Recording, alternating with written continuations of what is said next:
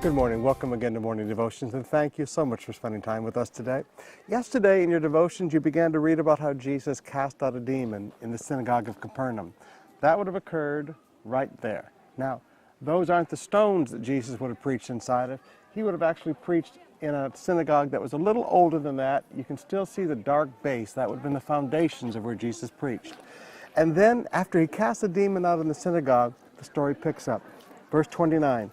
As soon as they left the synagogue, they went with James and John to the home of Simon and Andrew. Simon's mother-in-law was in bed with a fever, and they told Jesus about her. So he went up, took her hand, and helped her up, and the fever left her, and she began to wait upon them.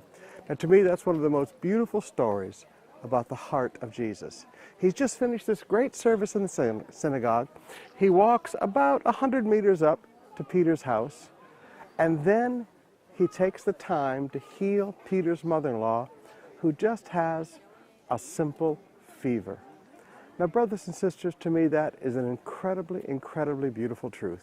If you're listening to this daily devotion today and you just have a little sickness, you have a little asthma, you have a little cold, you have a little fever, there is no sickness too big for Jesus not to heal, and there is no sickness too small that Jesus looks at you and says, well, take 2 paracetamols or 2 Tylenols and go to bed. Jesus is your healer.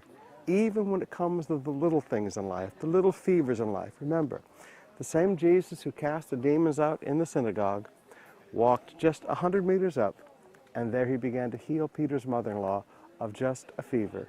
If you need healing today in your body, reach out and receive that healing in Jesus' name.